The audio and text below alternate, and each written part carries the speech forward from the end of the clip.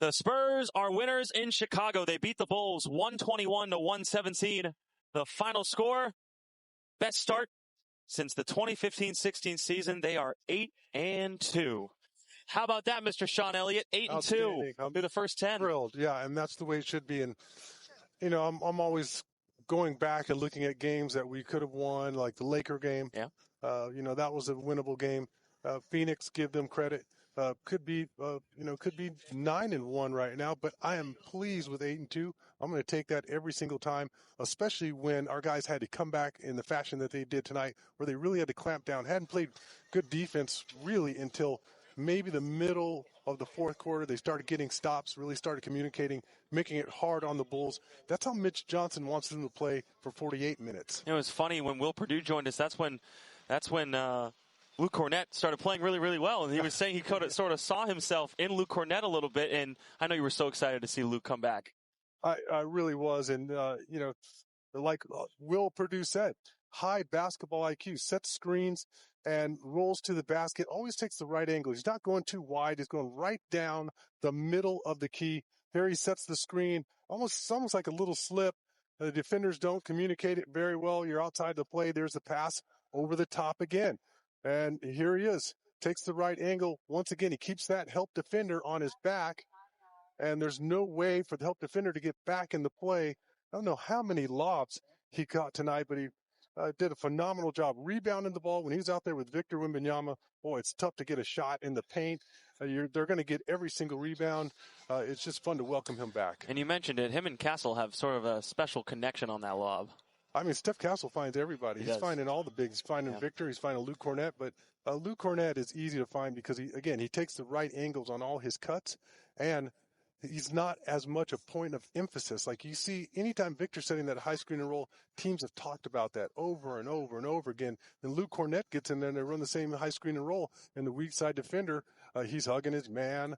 He doesn't want to get involved. And it's an easy pass again over the top. So we started with vanilla. Now how about the French? French vanilla. Victor Wembanyama exploding tonight. You kind of for one, and he delivered tonight. Yeah, I mean, he was just exceptional from start to finish. How about this one? I mean, how about the hand-eye coordination to come up with that ball, smashing that one off the glass, trailing the break. That was in the first half. Hits that big three ball. But then he really got it going there in the second half against Vucevic. And it's a big guy. You're not expecting this. And then with the game on the line, this is what makes a player great. Just no nerves whatsoever. He feels like he was born to be in that position. Just took over the game in the fourth. 38, 12, 5, and 5. Wemby now 95 straight games with at least a block. We're going to be joined by Steph Castle coming up next. Stay with us.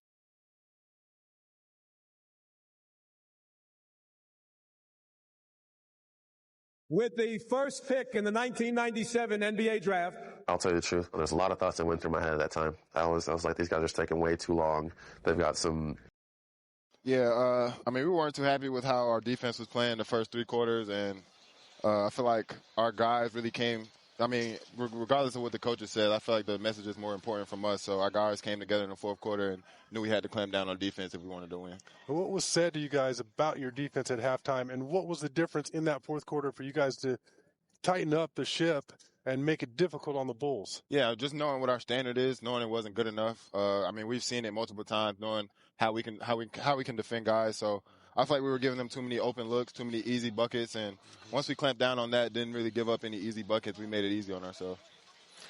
Talk about the Bulls' movement and why it was so difficult for you guys. Was it just focus, or was it the Bulls that, with their style of offense, that was giving you guys problems on the defensive end? It might have been a little bit of both. I mean, the way they play, they don't have specifically a guy that just, has the ball majority of the game. So everybody touches it. Everybody can touch the paint. So everybody has to stay focused in those ways. And I feel like once we locked down on that, I mean, we knew that coming into the game, and the first three quarters we didn't really execute on it. But fourth quarter, I think we did a good job. Yeah, no question. I want you to be a sportscaster and break down some of these highlights. What are you seeing when you're doing this stuff, man?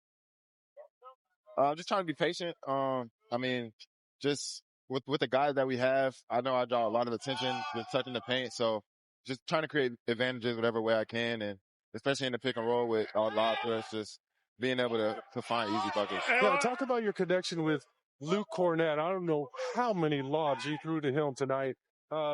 Looks like you guys are in sync on that high screen and roll. If the weak side defender or the help guy doesn't step up, there you go all the way to the basket. If the guy steps up, you're throwing the ball over the top. Yeah, I mean, Luke, since day one with us, he's been a great lob threat, especially having Vic and then switching over to Luke. There's not much drop off with the lob, so teams don't really see that from teams with Right. two big lob threats. So just being able to touch the paint again and create disadvantages for the defense, and Luke's been great for us. So just trying to get him involved on both sides. What does it do for your team to win these clutch games? We saw it against New Orleans, Brooklyn, Houston. There may be another one that I'm forgetting now. And then tonight where really when the game's on the line, you guys are getting stops, you're stepping up and making free throws, and you're getting clutch baskets. Yeah, I feel like we always had, supreme confidence in each other. But when we're down and, things aren't going our way, when we can come back and finish games like that, I feel like it boosts that even a lot more. So just getting that much more experience is only going to help us throughout the season. Absolutely. 37 assists, just 8 turnovers your last 3 games. Mitch said you're hitting singles. He used a baseball analogy, and you're just making it simple out there. Yeah, just trying to make the game more simple. I mean, like I said before, I feel like teams kind of see the reads that I've been looking at, just moving up on the scouting report. So just trying to make the game as simple as I can. Why'd you have to do your former teammate like that? You just cross over Trey Jones and come on, man. Then we got to pick late. There it is. This one was nasty because it wasn't your normal Euro step. It was a low crossover. We thought you might gather and throw that one down. No, I probably should have. Thank you, that's my Steph. guy, though. He played a great game. That's my guy.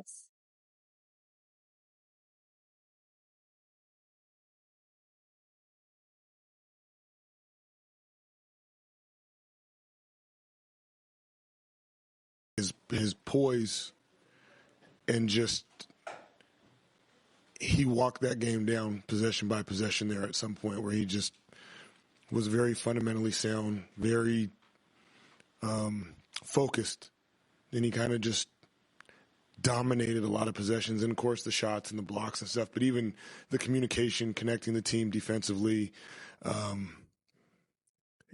it was just a really poised, fundamentally sound, professional way to finish. When you're up 3 at the end there with maybe about 20 seconds left, what factors go into your decision about whether to play defense straight up, intentionally foul, and play the foul game? Yeah, we had a foul to give, so we were at one point, just talking about we had an opportunity, especially as the clock started to go down, just to be physical. And if you had an opportunity, it's tough sometimes. You don't want to put guys in. It's easy to say foul now, but they were trying to get a quick shot up, and so they got one on the one play, and then later on Steph took one. But it's a lot of circumstances goes into it in terms of who's on the court and fouls, timeout situation and whatnot. But they did a good job executing when we did foul and when we didn't. How do you think Luke looked in his first game back in quite a while? Thought he was great. I thought obviously getting the rhythm of the game. I thought we started off okay, and then we got outside of ourselves a little bit. And so it was just tough, I think, probably for a lot of guys to try to get in the rhythm because we got caught chasing our tail a little bit, and they did a great job of pushing the pace and getting us on our heels.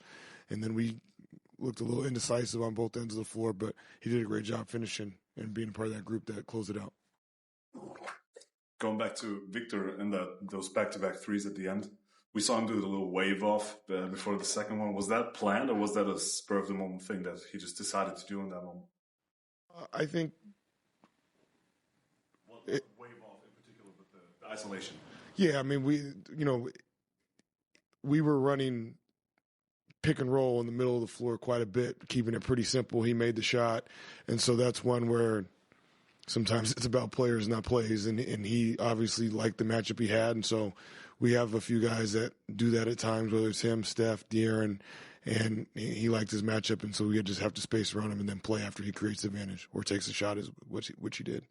Somebody said Devin had a migraine, that's why he couldn't play.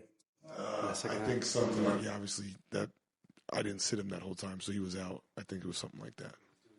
He's fine now. Even I think he try to come up and say he was feeling better or something, but I didn't have enough information and I didn't get the thumbs up. So, but he seems fine. Fun watching Trey run around out there a little bit now that the game's over. Yeah, I want to trip him one time. No, it's always good to see him. He's a heck of a player. He played his butt off. Trey played well. He did. And the Spurs win. So, win-win. Well, it's a win-win, yeah.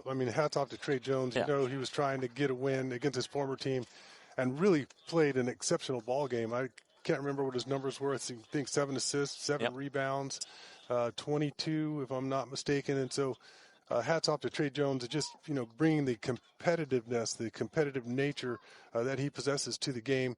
He wanted to beat his former team. It didn't turn out the way he wanted because our guys clamped down, like Steph said, in that fourth quarter, and Victor Wembanyama took his game to the next level. And Mitch just there was talking about Luke Cornet as well. I'm going to be very interested to see if they use that lineup more to close games. I mean, those two guys out there defensively closing games, that could be pretty scary down the stretch. Yeah, because they both can move their feet, and they both can guard multiple positions. They're not just these big guys. They're out there because they're big. They block shots. We saw Luke Cornet a few times out in the perimeter against smaller players, running them off the three-point line, not giving up anything easy. And so if you can get away with having those two big guys and then you have Stephon Castle, who's an all-world defender, it's going to be really tough for teams if our guys are locked in and focused coming down the stretch to score on those types of lineups. So momentum now for the Spurs. They've won a couple in a row. You got to welcome in Steph Curry and the Warriors for 2 coming up. And then it's the start of a 5-game homestand. The Kings, the Grizzlies, and the Hawks. And the Spurs have yet to lose at home this year. Oh, I hope you didn't jinx them. Don't blame me, blame the graphic. Yeah, it's going to be a big test for our guys. If you always want to test yourself against a guy like Steph Curry, Jimmy Butler, Draymond Green.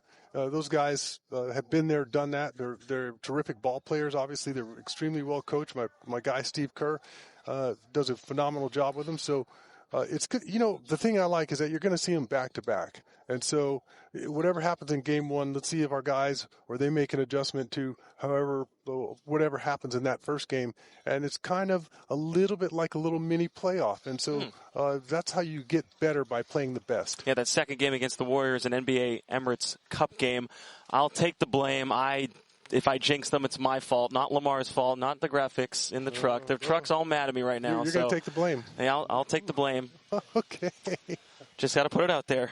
But the Spurs won, so that's the biggest story. Yes. I got to go. I'm getting beat up in the truck, but that's okay.